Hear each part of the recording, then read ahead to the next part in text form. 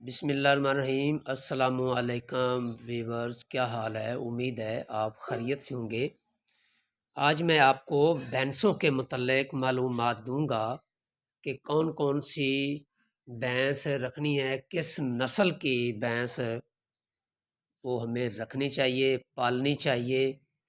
تو اور چلتے ہیں ان کی تفصیل کے متعلق بات کرتے ہیں۔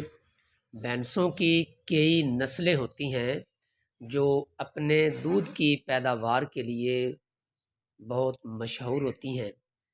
سب سے پہلے برِ صغیر پاک و ہند کا ذکر کرتے ہیں۔ برِ صغیر ایشیا میں بھینسوں کی کچھ مشہور نسلیں موجود ہیں، وہ میں آپ کے سامنے بیان کرتا ہوں، اسے ذہن نشین کر لیجئے۔ نمبر 1 مرہ نسل ہے جو پیچھے چلی گئی ہے۔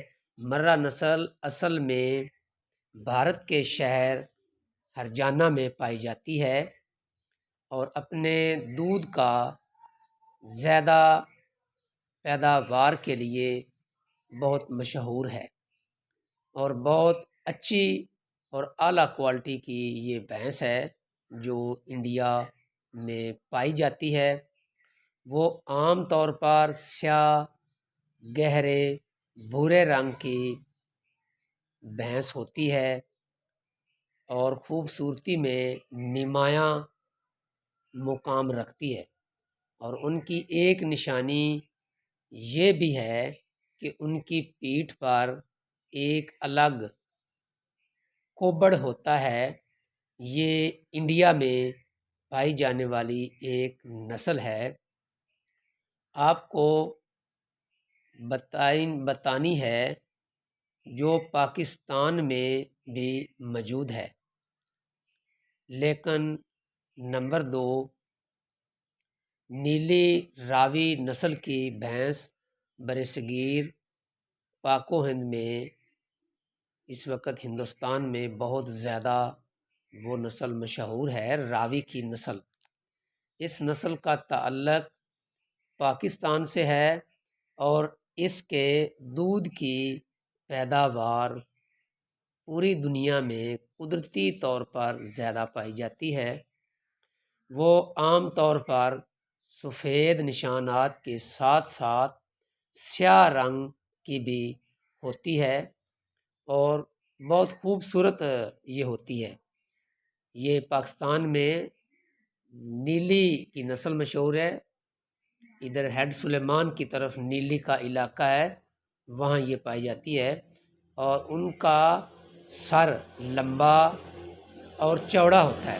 نیلی نسل کی جو بھینس ہوتی ہے ان کا سر لمبا اور چوڑا ہوتا ہے، اور اس کی قیمت پاکستان میں بہت زیادہ ہوتی ہے کیونکہ دودھ کی پیداوار میں یہ بہت اعلیٰ کوالٹی کی یہ نسل ہے۔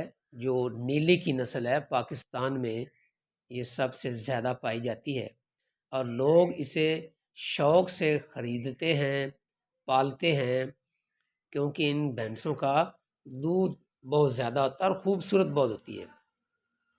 نمبر 3 بھینس کی ایک اور نسل ہے جس کا تعلق ضلع گجرات ہندوستان سے ہے،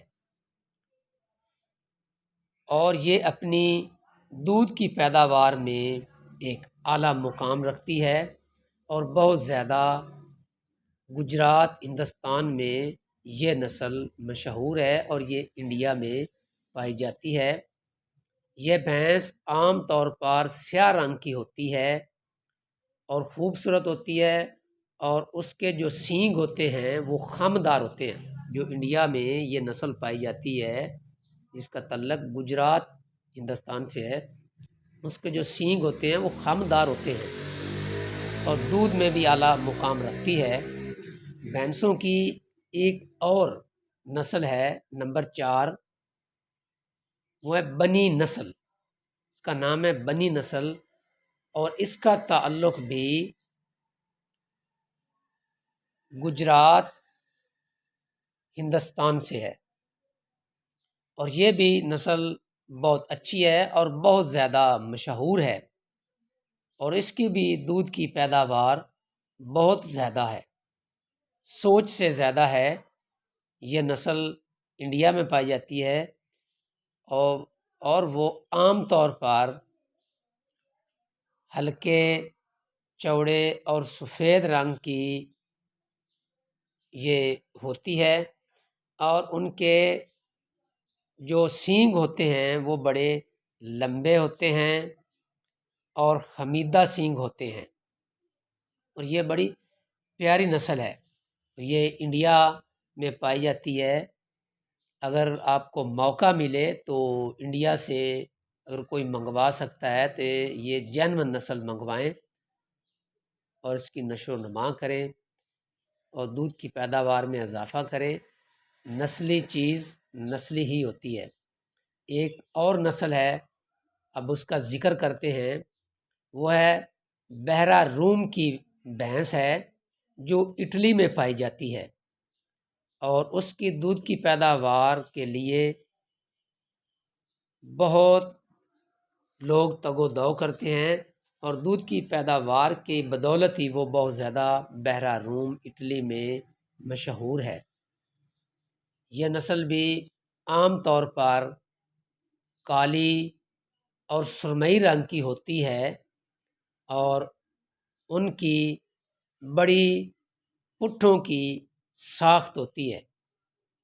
ان کی جو ساخت ہوتی ہے کالی اور سرمئی رنگ کی ہوتی ہے، اور پٹھوں کی ساخت ہوتی ہے، اور ہر نسل کی اپنی ہی خصوصیات ہوتی ہے، اور دودھ کی پیداوار کی یہ بہت زیادہ صلاحیت رکھتی ہے۔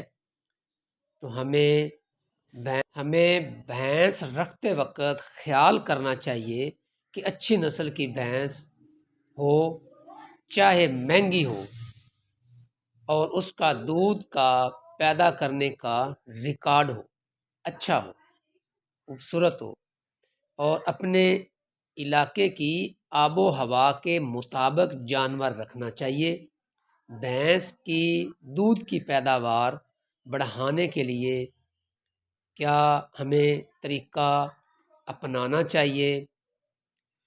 فیلڈ اعلیٰ کوالٹی کی ہو اور اس میں اضافہ کریں۔ بھینس کے دودھ میں اضافے کے لیے اچھی خوراک کا تعین کریں، جس میں نمبر 1 اناج، نمبر 2 گھاس، نمبر 3 سبز چارہ شامل ہو۔ دودھ بڑھانے کے لیے سویا بین کا تیل زیادہ سے زیادہ استعمال کریں، اور پانی کی مقدار کو بڑھائیں، اور صاف ستھرا پانی جانور کو پلائیں، اور پانی وافر مقدار میں جانور کے سامنے ہونا چاہیے۔ مارکیٹ میں آج کل ایک انجیکشن بھی مل رہا ہے جس کا نام ہے ایکسوٹیسن۔ یہ ٹیکہ دودھ بڑھانے اور ہاضمہ کو درست رکھنے کے لیے اہم کردار ادا کر رہا ہے، لہٰذا ہمیں چاہیے یہ ٹیکہ لگواتے وقت ڈاکٹر سے ضرور مشورہ کریں تاکہ کسی قسم کی پریشانی کا سامنا نہ کرنا پڑے۔ لہٰذا جانوروں کو صاف ستھرا رکھیں، جانوروں کی صفائی کریں، اس کو نہلائیں دہلائیں۔ یہ خوبصورتی ہی اضافہ ہے، یہ خوبصورتی ہی رزق ہے، یہ خوبصورتی جانوروں کی پہچان ہے۔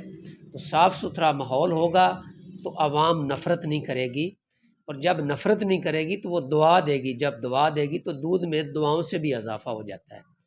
تو اگر آپ کو میری یہ ویڈیو پسند آئے تو اسے لائک ضرور کرنا، سبسکرائب بھی کرنا، اور کمنٹ سیکشن میں آپ مجھے کمنٹس میں مجھ سے پوچھیں، مجھ سے سوالات کریں، میں آپ کو ضرور بتاؤں گا، ٹپس بتاؤں گا۔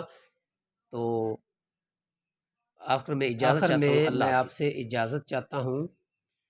اللہ حافظ۔